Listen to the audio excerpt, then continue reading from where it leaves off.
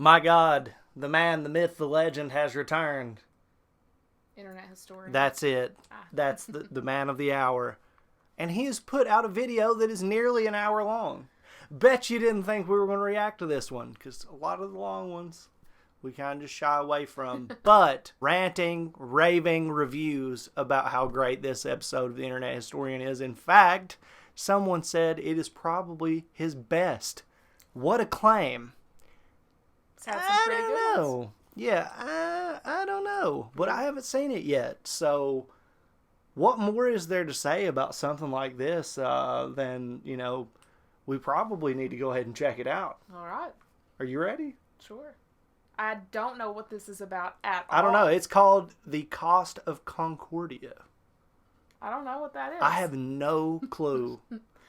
No clue. Buckle in your seatbelt, baby. It's time to ride. Bless us, oh Internet Historian. The Costa Concordia. Ship of dreams. It's been 8 years. I can still smell the buffets from their 5 restaurants. The casino and 3-story theater had hardly been used. The gym, the day spa, the sheets in her 1,500 luxurious cabins hadn't even been slept in. Costa Concordia cost $570 million to build. Good God. And you could tell. You could really tell. You hear the music? Something awful is going to happen.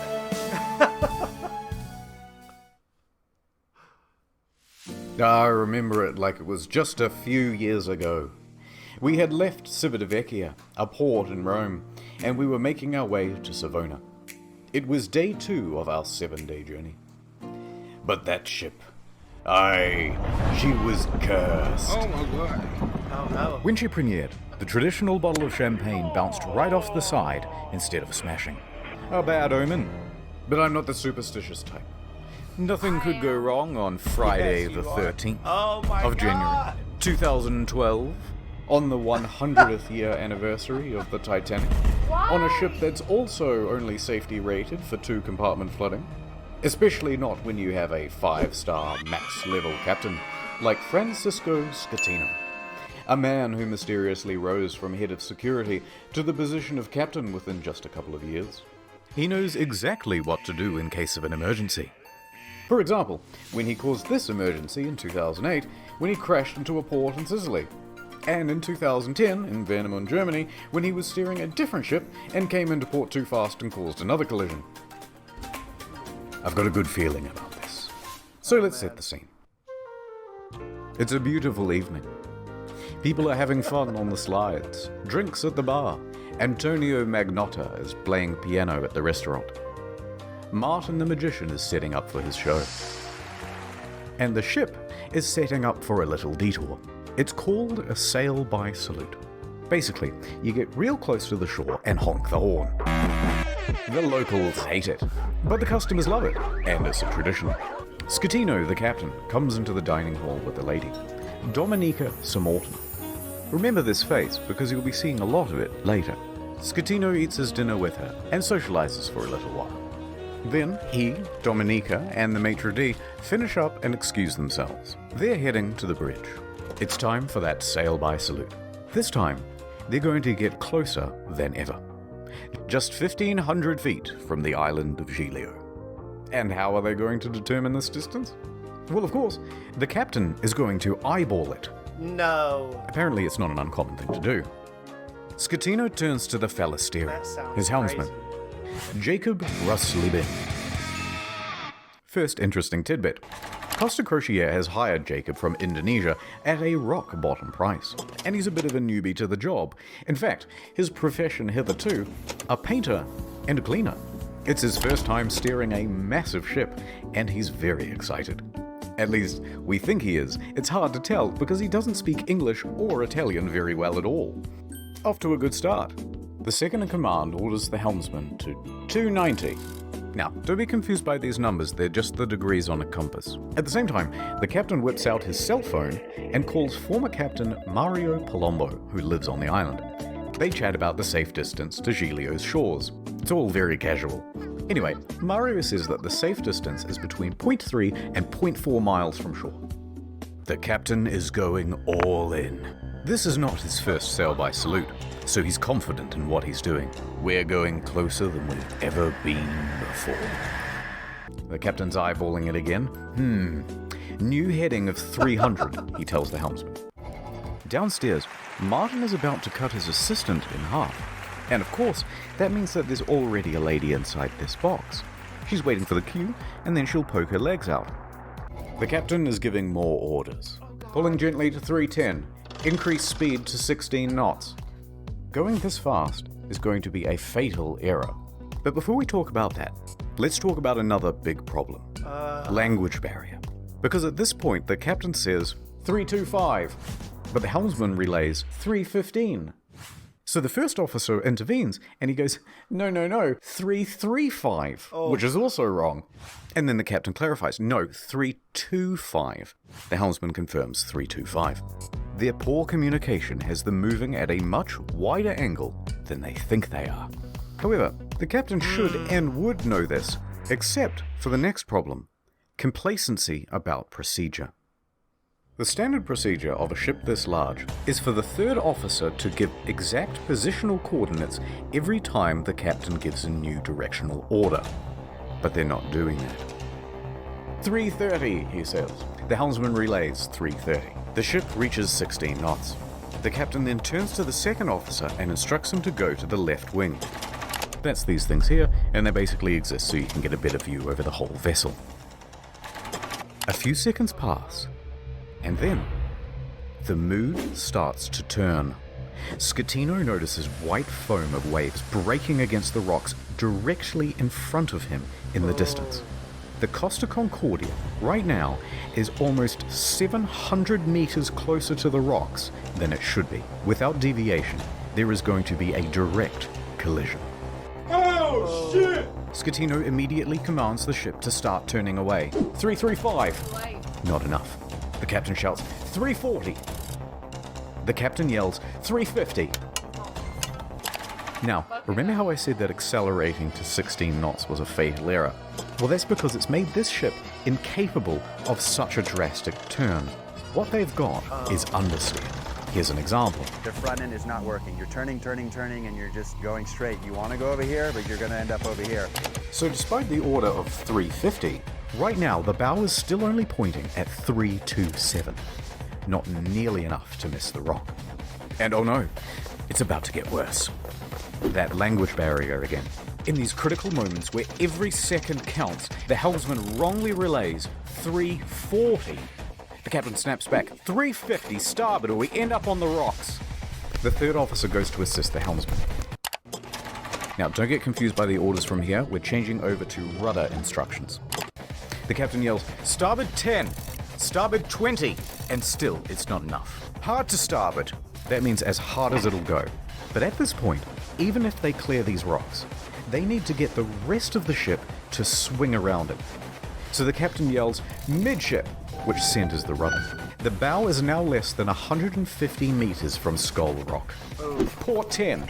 But the helmsman only gets to port 5 before another order is given 2 seconds later. Port 20. They might just avoid disaster here, maybe. But then, oh no. One more time, the helmsman cocks up at the worst possible moment. The helmsman goes to starboard instead of port, undoing the swing. 8 seconds later, he realizes the error and corrects, but it's too late. He has just turned a probable near miss into a sure hit. All they can do now is hold on as the bow of the ship narrowly passes by the rocks. Hard to port! The second officer yells, "We're gonna hit!" Collision. Downtown, Nordtown. It's day 56 of playing Russian roulette. Seems I never win. Gonna drink all by yourself? Somebody has to. I hear you're a man who's good at finding folks. I'm many things. I'm looking for this fella. I got to find him. It's breaking my little heart. I'll see what I can do. I have contacts in thousands of servers in dozens of countries across the globe. And just like that, she was gone. The only thing she left was a calling card. Sometimes when you follow a case, it follows you back. NordVPN can protect my online data. But who can protect me from myself? When they said this job gets easier, it was just another lie. Forensics found his password spread all the way down the block. In a perfect world, we'd all use NordVPN. But I guess this isn't that kind of story. I took the brakes off my car. Man like me never really learned how to stop. Shut the fuck up. I took the steering wheel out too. I let the road take me where I'm supposed to be. That's right, Toots. Your husband's dead. Merry Christmas. Go to nordvpn.com/internethistorian for a huge discount on a 2-year plan. Wow. Nice sound effect there. Yeah. Ad over. The ship hits rocks on the port side. A 53-meter gash opens up in the hull, and thousands of tons of water begin pouring in. A loud scraping and bang is heard by all passengers. At the helm is panic. Rumblings in the dining room. Martin awkwardly pauses his act as he's helping his assistant into the box. Meanwhile, the lady inside is trapped and terrified. There's confusion across the ship. All of the crew off shift come back on duty. All officers run to the bridge. Technical crews run down to the lower decks to assess damage. On connection with the rocks, they lose propulsion and slow to 8.3 knots. And they are now adrift. Close the watertight doors at stern. Enormous volumes of water are pouring in. So much so that within 29 seconds of collision, all 6 engines stop working through flooding. 22 seconds later, a blackout happens. Lights, electrics, the water pumps too, everything. The captain orders the helmsman hard starboard. This is the final position of the rudder before power to that too is lost. The Costa Concordia, now without power, is drifting starboard, plunged into absolute darkness. God. A quick breakdown of the flooding. When the Concordia struck land, it tore open 3 watertight compartments. At first, compartment 5, which filled very rapidly. Then 6 more slowly, 4 shortly after. Then 7, 8 and 3. Modern ships are built to withstand 2 compartment breaches. These compartments especially, though, are a problem because they contain the engines and the electrics. These main generators give power to the whole ship. From propulsion motors to rudder to hotel functions, pretty much everything. When they went out, the ship was a functionless, sinking cage. A few seconds later, the emergency batteries for internal lighting and communications kick on. When the lights come back on, Martin has vanished. He's ditched the stage, and it caused a huge panic in the theatre as passengers are trying to flee to their cabins and to muster stations. People already in their cabins come out and start putting on life vests. Staff rally and try to calm everyone down. Everything is fine. There's no need for vests. Please return to your cabins. The emergency generator starts. All of the watertight doors close except for door 12, which is jammed. The captain calls Pilon, the chief engineer, as the ship begins to list on the port side. There's water coming in? Yes, there's water. But where? The engine room. But a lot of water? Yes! There's water, you can't go down. Let's go down the other side. In a moment we'll start the pumps, I'll let you know. In the theatre, the whole magic box apparatus slides right off the stage and falls into the crowd, further increasing panic. On the bridge, an announcement is being prepared. They are going to lie to prevent a panic. Let's just say we have a blackout. Never worked. Why? The deputy chief engineer enters the engine control room. He confirms to the bridge that at least compartments 5, 6, and 7 are flooded. Announcements are made. behalf of the captain, to inform you that due to an electrical fault, which is currently under control, we're currently in a blackout. Our technicians are working to resolve the situation and will inform you of developments as they occur. Thank you for your attention. That was the actual Coincidentally, audio. at the same time in the restaurant, they're playing My Heart Will Go On, and it's very much not helping the situation. The captain calls the Costa Is that Crisis real? Unit. Roberto Ferrarini. He tells the crisis unit that they've hit a rock, that they're assessing damages, and that they are also in a blackout. The crisis office says to reverse the ship up onto shore. Well, how are you going to do that? You don't have power to the rudder, let alone the engine. Hoist the sails? Anyway, around this time, the wind direction creates a starboard list, and the ship begins to turn anyway, drifting right back towards the shore, which is a very good thing because you want the ship to end up as close to shore as possible. A panicked passenger senses that something is off. This isn't like any electrical problem that she's ever seen. Plus, there was a massive crashing noise and now the ship is tilting. So, she contacts her daughter in Italy. The daughter then calls the police, and the police call the harbour master. While that goes on, a conversation between Pilon and Ambrosio. The diesel is not starting. The captain asks the engine room, but where have we made contact? Thinking that the incoming water can be reduced. Captain, here everything is lost. The electrical panel, everything. They're saying at this point that the ship is going down. The captain calls Roberto Ferrarini again. Actually, 2 compartments have been flooded, but don't worry, the ship's stability isn't in danger. Wrong. Passengers begin going to muster stations on their own initiative. The cruise Why director would he says, lie about "We have a that?" lot of people at muster stations that I do not want to fall overboard. Do we make an announcement to tell them to go to the lounges?" Bozio says, "I think that's best." The harbour master from Livorno calls the ship. The captain tells them that we just have a blackout. How long has this blackout been going on? About 20 minutes. Have you asked passengers to put on life vests? It's just a blackout. I gotta go. The harbour master is suspicious. He says to his superiors that he thinks something more is going on. He calls a patrol boat to the area and asks them to look at the ship. Another problem. The fan on the emergency diesel generator isn't working properly.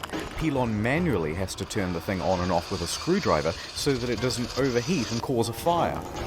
The captain is on the phone to the lower decks, asking pointless questions, like, "Is it still flooded?" Yes it is. The captain is essentially in denial of the situation. The harbour master calls again. Finally, he says, "The ship is taking on water through an opening in the left side and the ship is listing." He qualifies with, "No one dead or injured." The harbour master asks if he needs help. "Just a tugboat?" When in reality, they need a full rescue. With 3 compartments flooded, the captain finally realizes that things are really bad and they are not going to improve. The Coast Guard orders every available ship to the scene. Meanwhile, up with the passengers, the cruise director's assistant says, "Everything's under control. Please return to your cabins or hang about in the lounges, no problem." She said this despite knowing it was wrong and that it further endangered lives. Most passengers at this point, though, aren't listening to this nonsense, and they're busy figuring out how to abandon ship. Bang, bang, bang, bang, bang, bang, bang. Local television has already picked up the story and they begin broadcasting live radio feed from the bridge. Hey, Capo. "Captain, the passengers are going on board the boats." "Okay, let them go to shore." "So then general emergency?" "Wait, let me talk to Ferrarini." "We risk the emergency generators that do not have cooling. It has cooling problems, 100 degrees. The cooling fan has stopped." Pilon calls the bridge and tells the safety officer they need to evacuate. The safety officer relays this to the captain, but after no response, he orders the engine room to evacuate on his own. The captain says, "No, stay. We're leaving." So what do? General emergency?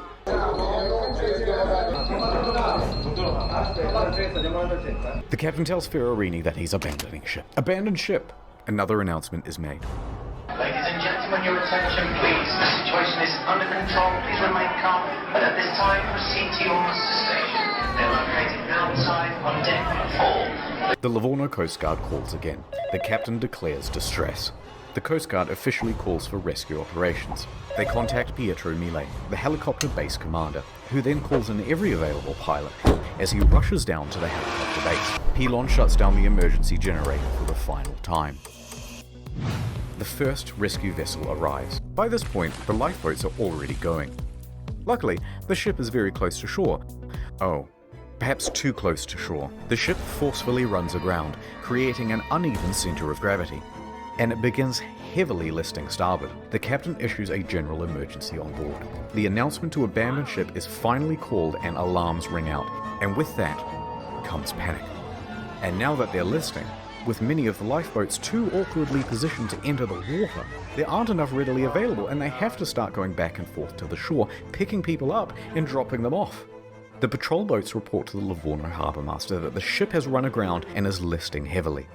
So the harbour master asks the captain about it, and the captain says, no, the ship is still floating. In fact, we're trying to maneuver it onto the shore. They know he's lying. Hold on, I'm reversing it. Beep, beep, beep, beep, beep. The captain then says to bottom out the starboard anchor. So they drop out the anchors, but let out too much chain, effectively rendering them useless.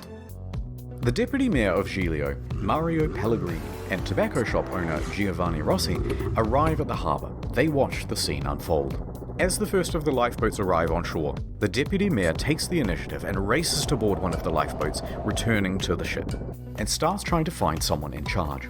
He gives up and starts helping passengers. Scatino tells everyone to leave and take radios, but not before changing out of his uniform and into a nice suit. Priorities. Dimitri Christidis and Silvia Coronica leave with him.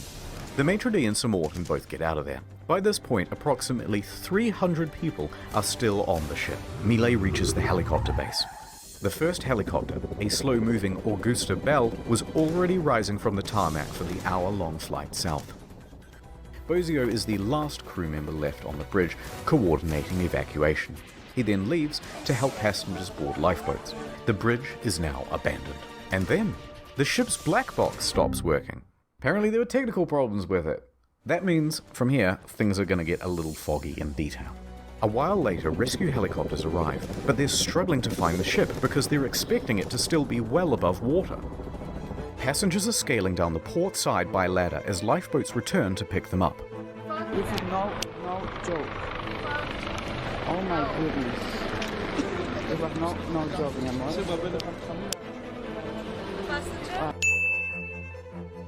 Yes.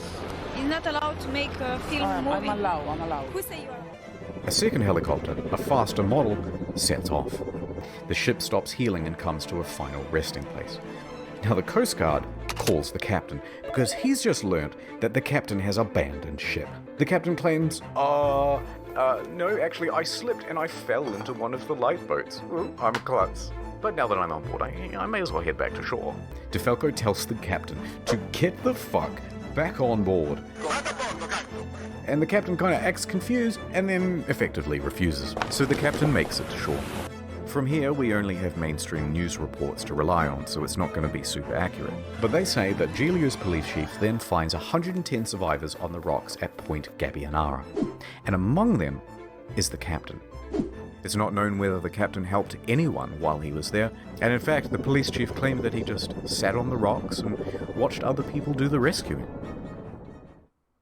A while later, a rescue boat picks up the captain and takes him to the harbour. He speaks to the police. He then finds the ship's onboard chaplain, Father Rafael Molina, and cries to him for about 15 minutes. Then he goes to the harbour master's office to receive probably the biggest dressing down of his entire life. Port authorities ask the taxi driver to take the captain back to his hotel. The captain takes the 30-second cab ride to the Bahamas hotel. According to the cabbie, he was beaten like a dog. He was cold and afraid. He only asked me where he could buy a pair of fresh socks. But then he perked right up again and gave an interview to a news crew. He told them that he was the last to leave. The captain is usually the last to abandon ship.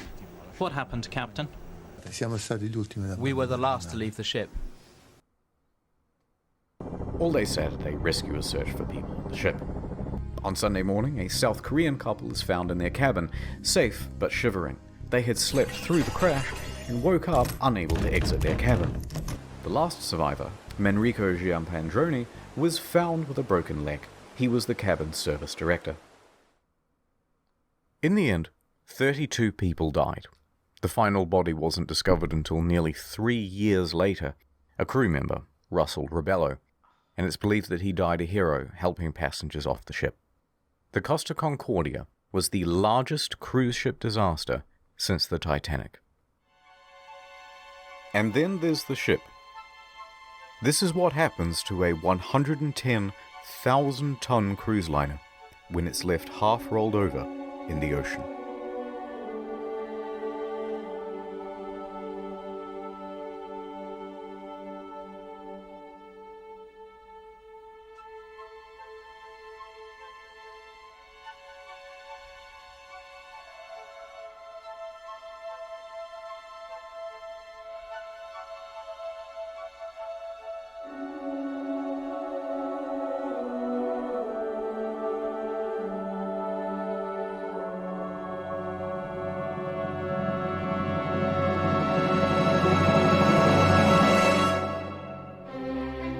But this isn't the end. It's just the halfway point. What most people know is that the Costa Concordia had crashed, many dead, and that the captain abandoned ship like a coward. But there's a whole veritable spaghetti of details to untangle. Let's dive in. There they are. The deets.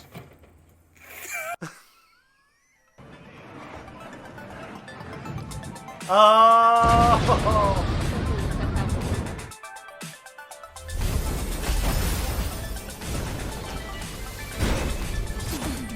Box time. The Costa Concordia was more than just a floating resort. There's a mall, a casino, cha-ching, cha-ching. This iron chest was full of safes and cash registers and expensive fittings. And there were plenty of gamers prepared to sneak by authorities and try their luck in the hot zone. Within days, police divers reported that valuable items, once seen lying around the ship, were now missing. High-end liquor, expensive furniture, dining sets, cash from the casino, cash registers, jewelry and display cabinets, safes, Japanese woodblock prints by famous 18th century artists, as well as the iconic bell, which hung from the bridge of the ship. It was never found. Who steals a big fuck-off bell? Even the server admins were getting involved. 4 divers who were part of the company contracted to refloat the Concordia were spotted on CCTV, sneaking out to the ship. A patrol boat was dispatched, and the men were caught inside the fancy suites with rucksacks full of stolen goods. The 4 men are charged with stealing and thieving and pinching. Later on, stolen as well as legitimate items found their way to Amazon and eBay. Chips from the casino, postcards, and cabin access cards became highly sought after souvenirs. It even has a watermark. Some Australian guy even made a listing for the ship itself, advertising it as buyer to collect. And although there were plenty of bidders, eBay pulled the plug.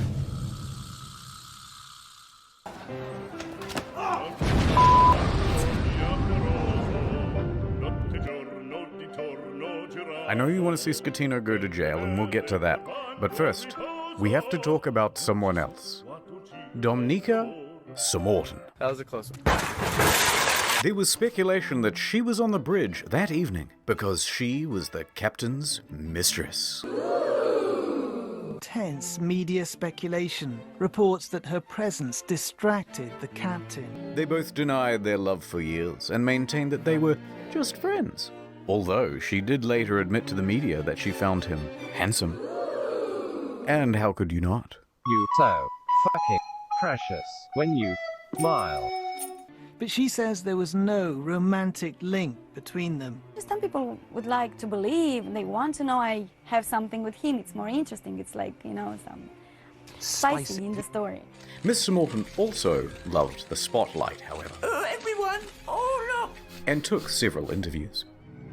But as the pressure mounted upon her, she began making ominous threats to Scatino, saying he must confess, and that you have but 1 week to come clean. Turned on him. But things from here get weird. Spicy. Samorton is a bit of a wild card. In a subsequent interview, she claimed a helicopter came to the ship well before the other rescue craft to take away a package. Huh? And what was that package? Drugs, apparently. So rumors began that the ship was running narcotics for the mafia. And not without cause. A number of cruise ships, even recently, have been caught trafficking drugs. As an aside, Schettino was tested for drugs immediately after the crash. He tested negative for drugs in his system, but trace amounts of cocaine were found in a hair sample. Makes it smoother and less dry. Nonetheless, the Concordia was searched and no drugs were reportedly ever found. How did we get here? Oh right, a helicopter. Sir Morton commented on it again the next day and said, actually, that helicopter was just for the captain as a means of evacuation from the ship. Okay, wait. So she expected to get some sort of first-class rescue while everyone else was still stuck on the ship? Wait, how did we get here? Oh, right, sex with the captain. Divers were quick to head to the captain's cabin where they found Miss Sir Morton's lingerie and other articles of clothing as well as a makeup bag. The jig was up, but they continued denying it. Sir Morton mostly faded from international attention until she was told to appear before the court to present witness testimony. The judge pressed her to be truthful about their relationship, or she would be held in contempt. Either tell me the truth or shut up. So finally, she admitted it. Yes, I had a sentimental relationship with the captain. Stop. But now, stop asking about my private life. She was indeed the captain's lover. What is up, Trouble Alert Nation? Oh, No. Cheated on his wife with Seymour Tan. Oh my god! She and Schettino had been having an affair for several weeks. She also said that on the night she boarded, she didn't have a ticket. Ticket, please. And didn't need to pay because nobody questions you when you're the captain's lover. Naturally, she gave another confusing interview after leaving court. I want to say that today is the second time I die, because the first time I died in the night of the crash with my psychological brain and problems. And today I died the second time because, of course, people find out something that I try to hide. Subsequent to the trial, she used her fame in Moldova to become a political activist, often appearing on television and radio and in articles covering protests, accompanied by pictures of her being arrested by police.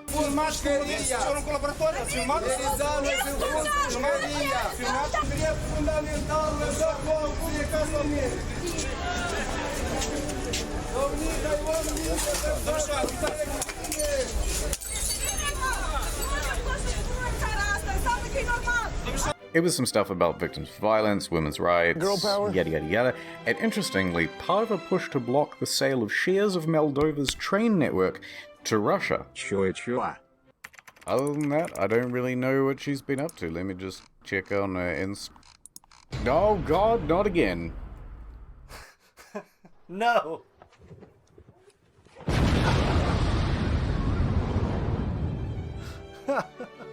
Several civil suits were quickly lodged against Costa Crociere, and their parent company, Carnival Cruises, immediately saw a share drop of 23%. Don't beat. Passengers sought compensation for their damaged mental health, lost belongings, and loved ones. Either they allowed him to divert from his course, or they didn't know where their billion-dollar ship was. Within a few days, facing financial and media pressure, the CEO attempted to join the bandwagon against the captain and the crew. That was not the ordinary route that the ship was taking at the time, and was not only taking, but the ship was... Claiming that the ship was not approved to deviate from the route. But that wasn't true. Approval isn't required if the ship is deviating by less than 15 miles, or that it was against company rules. Also untrue, because investigators found that they didn't have any rules about deviating route, and they tacitly encouraged sail-by salutes. Now, in response to the civil suits, Costa Crociere offered passengers 11,000 euros each as compensation. That's kind of small. 11,000 euros, about $14,000, is the minimum compensation under international law when a ship is abandoned. This was to reimburse them for their tickets, as well as any costs they accrued in having to unexpectedly travel home early. And that was supposed to release them from everything and anything that has to do with this accident.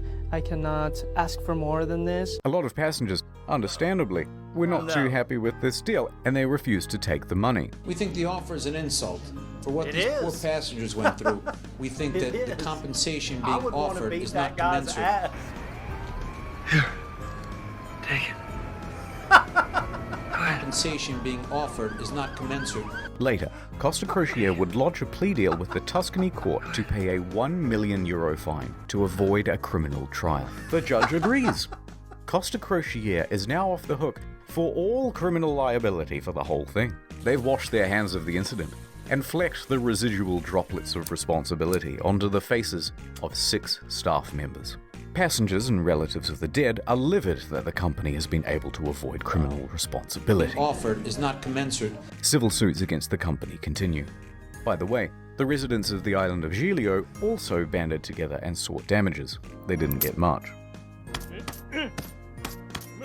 Eventually, passengers who refused the initial compensation of $11,000 joined civil parties against Scatino in his trial in 2015. Is not commensurate. They were awarded €30,000 each.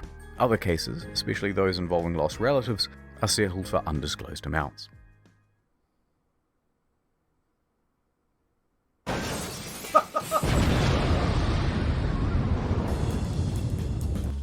New York attorney Peter Renee traveled to Budapest to represent 6 real survivors of the disaster. At Renee, we personally work on every case. And we'll work harder than anyone to get you the most money possible in the shortest amount of time. And while on the job, a 7th case cropped up via email. An elderly woman, Alona, said, "Help me, Mr. Ronai, for I have lost my daughter, Eva, and my 5-year-old granddaughter, Roxana." So Mr. Renai agreed to speak with her. However, there were some inconsistencies in her story. Neither Eva nor Roxana were on the passenger list. Odd, but Costa is known for having stowaways. Gotcha, bitch. Still, Mr. Renai was suspicious. They wouldn't cheaty old Petey, would they? Renai inquired further about why she was on board, especially without a ticket. Ilona said, "Well, I don't know, but you should ask her boyfriend. Zolt Horvath. He'll know all the details." "I'm up all night. I'm going crazy," he said. But Mr. Renai was still suspicious. Because then she asked, "How much money do you think this is worth?" This is a huge red flag, Petey. In 20 years of doing this, you've never had anyone ask about money. Why now? So Mr. Renai hired an investigator and sent photos around of the missing girl. The next day, the phone rang. Ahoy hoy, it was the boyfriend again.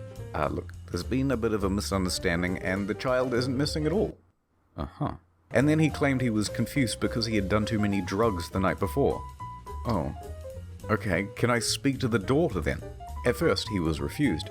So Renai said that he'd have to file a missing persons report to the police if he couldn't. The boyfriend relented. That night, Renai met with Zolt and brought the police with him. He speaks to the granddaughter and asks her if she's seen Mum. "Yeah, I saw her today." "Oh, really?" "Yeah, we went to the park today and we went on the swings." Oh no, the jig was up. So the mum walks into the room sheepishly. "It's a miracle!" And the story changed again. "Okay, I'm not dead, but I did injure my leg when I jumped from the ship. And then I immediately flew back to Budapest. Although don't worry about checking my leg because there are no visible marks or injuries." Oh, Petey, I'm beginning to think they weren't even on the boat. Also, it turns out this lady isn't her mum, it's just a neighbor.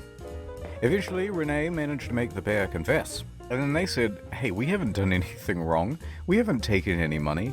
And in the end, it looks like there'll be no criminal punishment for the scam, because Hungary, a former communist country, has no laws against insurance fraud on the books.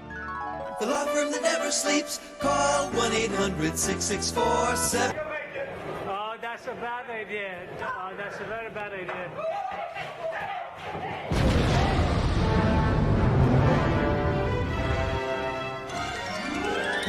Mario, would you teach me some Italian?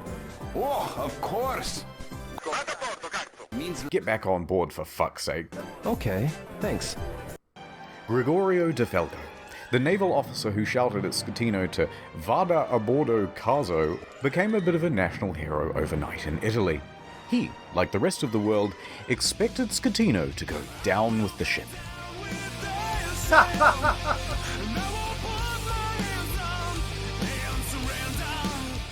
And when the captain chickened out, De Falco was there to admonish him. And when he stopped answering the radio, he called him on his cell phone to continue putting him on blast. When the captain first reported just a blackout, DeFalco didn't believe the story and immediately began preparing a rescue effort, which likely saved several lives. His actions were applauded by most Italians who were tired of their public servants being corrupt and avoiding responsibility. Accordingly, shirts sporting Vada a bordo caso were being printed by the end of the week, others setting it as their phone's ringtone. But then, in September 2014, without warning, DeFalco was transferred to an admin role in the Coast Guard.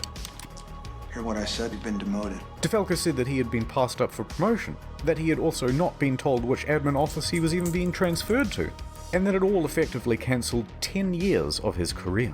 DeFalco was tres furioso, and there was public speculation that it was owing to bad blood between himself and Admiral Delano, his former boss. His status among the public overshadowed his superior in many ways. On the other hand, his boss said, no, it's part of a normal career progression for naval officers and that he must show more maturity and professionalism to advance his career. Now, it's hard to know what's true in office politics, so let's leave that alone. And anyway, in 2018, DeFalco said buenas noches, ya later, to the Italian Navy to become a politician. In March that year, he was elected to the Italian Senate, serving as a member for Livorno. He still serves there today. I'm the captain now.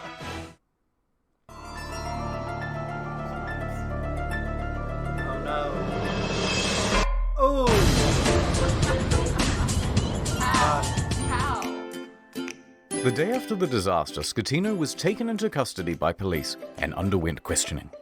However, it was clear that this would not be a straightforward investigation. So the judge released him under house arrest at his home in Sorrento, a town in Napoli. By July of that year, the house arrest was relaxed and he was allowed within this general area. While under house arrest, he wrote a book with this journalist from Rai magazine.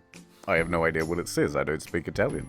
But goddammit, he must have some kind of charisma going on, because there's been a lot of speculation in the press that he had an affair with her as well. You can't keep getting away with it! Hold on, I got it. Not content with abandoning his ship, this dude is determined to abandon his wife as well. Oh, he's married! So, Schettino and 5 others are facing criminal charges. Straight away, everyone lodges a plea bargain with the court, and all of those plea bargains are accepted, except for Schettino's. And the condition of everyone's reduced sentences are that they must provide witness testimony against Schettino. He touched me. Ciro, Jacob, and Silvia were all given suspended sentences. Roberto and Manrico are able to opt for community service or house arrest. Not a bad deal. A good deal. A good deal. And that meant that Schettino was now all on his own. Ciro, the first officer, was the first to give his testimony. On the witness stand, he claimed that Schettino was distracted by his mistress and other guests on the bridge. That there was confusion over who was in command. Then it was Jacob's turn, and he said Lamau XD because he didn't actually bother with his testimony or his reduced sentence. He just fled the country. It took authorities 12 months to eventually track him down on the outskirts of Jakarta. And when they said, "Oi, we still want that witness testimony," he just scalped again, and he hasn't been found since.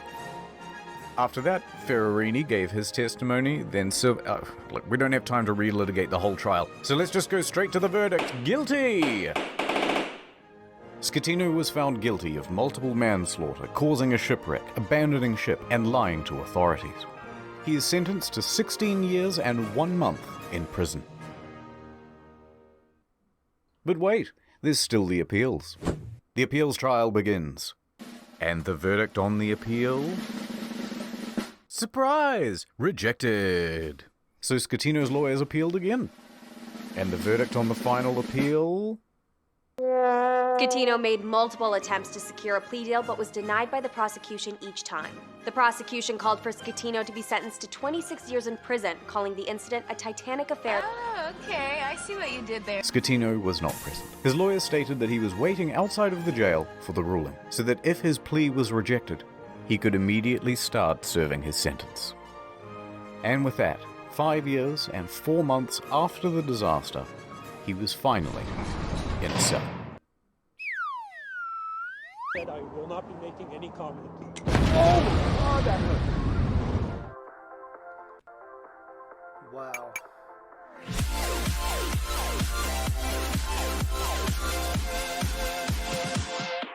The salvage operation was enormous. It took over 2 years and cost an estimated $1.2 billion. Beginning in early 2012, they first spent 2 months pumping fuel from the ship's tanks. At the same time, they had to pump seawater in so that the balance wasn't affected and the ship didn't slide around. In early 2013, a platform was built under the ship to prevent it from falling further. Sponsons were then attached to the sides of the ship and cables attached to the underwater platform.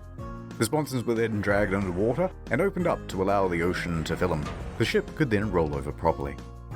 By late 2013, the ship was upright once more. The sponsons were then attached to the side of the ship to help keep it balanced. It now rested partially above water and crews could walk around safely.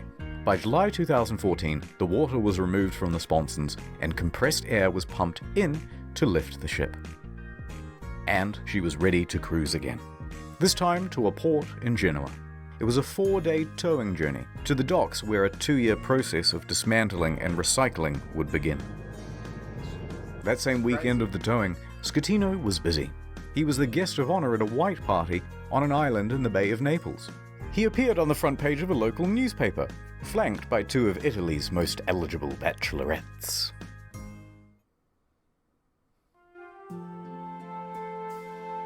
Fuck that dude. Anyway, Yeah, for real. so these are the things that I remember from the Costa Concordia. That sweet maiden of the sea. And as for you, little fella,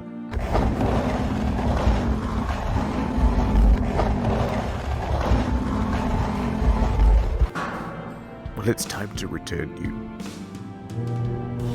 from whence you came.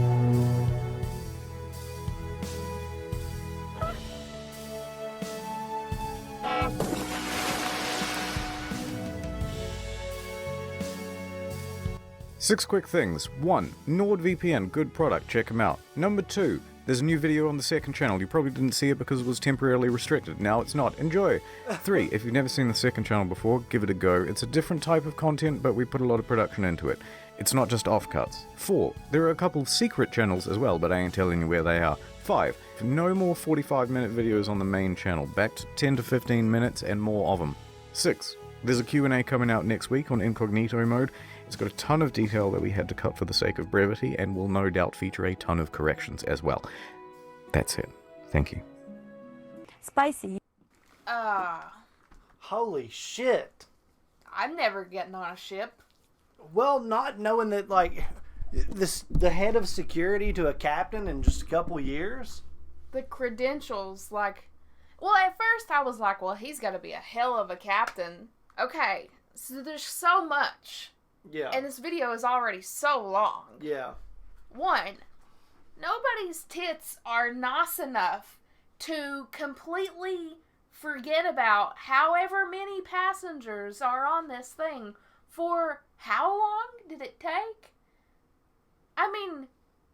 He was in denial. He was in denial.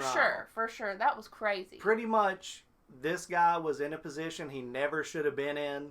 And probably was running some drugs for some people. Yeah. And was so just a means yes you should man to a already bunch. be careful. Hell. What? No. If alright. So this guy is victim to what happens to a lot of people. They get this sense of entitlement. This can't happen to me. This is the way my lifestyle is supposed to be. I've got the young miss thing here. We're trafficking drugs. I used to be security guard. I can do now anything. I can do anything. No. You know what? No. Hey. No. The guy that I'm going to give orders to steer this $52 billion Can't piece even speak English. can't speak my language. So Or Italian. Well, who cares? Like, literally can't communicate with probably anybody in the room. Yeah. He suffered, obviously, from the disease of I've been untouchable thus far. Ain't shit can fuck with me. Fuck it. That is... Yeah. That is so different than how my brain operates that I cannot wrap my head around how. That's how a lot of major incidents happen. How? If you look at like huge oversights in our government, everywhere else, it's just because I want more, let's keep doing this. Oh, are we getting close to blowing the head on this motherfucker? Is everything going to come crashing down? My thing let's is, like, see it happen because I need more. I'm living wild. Even if he would have completed exactly what he wanted to, like, nothing really would have... I mean, nobody would have fucking known. No. If he would have done what he wanted to, was just like, he would have been able to honk the horn and everybody be like, yeah. He was and just like... instead, 33 people died. Billions of dollars to waste. All this shit. All this crazy shit happened because this man was like, hold my beer. I'm not qualified to do this job. Let me take the most massive risks I possibly can in a situation I am completely not supposed to be in. And then doesn't take responsibility and jumps ship. After changing, so he wouldn't be recognized. Yeah, that's... Because everybody would have been whipping his ass, dude. You know? Like, that is thought out. That isn't just complete panic. If you change your clothes and then people call you and you're, oh no, that's not what's happening, everything's good. Like, that's not just like a in the moment. Would you have been in scuba gear trying to go and get some shit out of that fucking boat though? I 100% would have been. Or like if the people would have like not like thought about like dying, they could have got their hands on some good stuff. Babe, what about that kid who's like my fucking 3DS or my Switch? Oh. What it would have been 3DS, getting his fucking scuba suit on. Fuck this. Or those then people that survived and slept through the South Korean people. Yeah, How they do were. you sleep We were asleep, man. They probably were fucking hammered. Had to have been. Had to have been hammered. Sleep. Just Both woke up, of them. Oh God, this is the worst hangover ever. Oh shit, that's the faucet through my side here. Let me fucking, like then, they were trapped in their rooms and the boats capsized. How do you come to that fucking realization without severe trauma? And then that woman like giving all of these interviews like, you fucked up. What are you why are you... She was a part of that thought process. Like... You know what I'm saying? If Being that a total were me, which it wouldn't have been to begin with, but if that were me, there is no way that I would have shown my face until I had to go to court, and then I would be like... She acted like, oh, you remember when after it came out in court, she was like, oh, that's something I was trying to hide.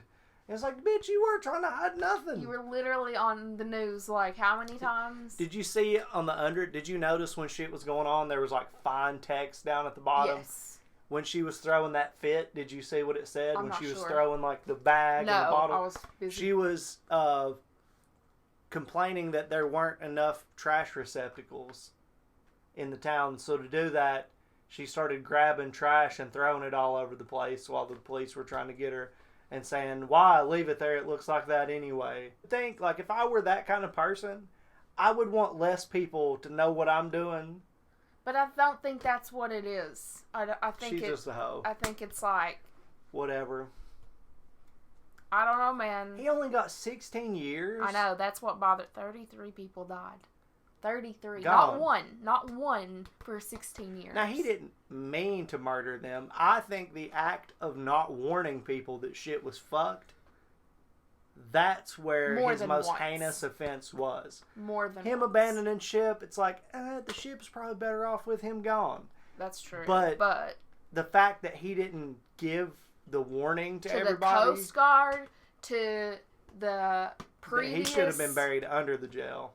And then, all this shit, him going to the parties and everything, there was 5 years after the incident, he was under arrest before he saw the jail. He's just out there doing partying, his thing. Doing his thing. Like, and how old was he? He was obviously in like his late 50s, probably. The weight of killing 33 people Didn't give a fuck. And not trying to help them, like, I wouldn't be able to live with myself. Yeah. He was a supreme turd. What a story. What a video. Internet historian once again blessing us with a retelling of something crazy as shit that I would have never known about had he started talking about it. I never heard about that shit. I don't know about it. Like now that I've watched all that, I'm like, I can't remember. Do I nothing. remember something about I was that? in the military during this time, so my focus was work constantly. Didn't know what was going on in the world outside of my job. So, yeah, makes sense. Great, good job, guys. Glad you were holding it together while I was focused on, medical stuff. Really appreciate it. Way to crash a $53 billion boat where everybody should have been partying and have a good time because you want to do essentially a cruise ship burnout in the parking lot of the fucking... Could you imagine See there? being like at dinner and being like, all right, let's get fucked up. And then you're like 8 shots deep and then some shit starts happening. That would be the least of my worries on a ship or something. I'd be like, this is when Cthulhu rises from the sea or like some Godzilla or something. Yeah, I'm terrified of the ocean and what possibly is in there. Yeah. But anyway. I would have totally jumped ship. What a fucking nightmare. I'm glad I wasn't a part of it. Thanks for recommending. Great video. Internet historian. You gotta love this guy. Always putting out great videos. And so much work in that one. Yes. If you've made it this far, good on you. Appreciate you. If you give us a like, a comment, suggest a video for us to react to down in the comments section. Subscribe to the channel because we do this all the time. We would greatly appreciate it. We're going to be live streaming. We do card pack openings and game. What you got? Little Nightmares 2 going on right now. Persona 5 Strikers is about to come out like next week. So we'll be gaming and gaming and gaming. Thank you guys once again, but I think that's going to do it for this one. Yeah. See you. See you next time.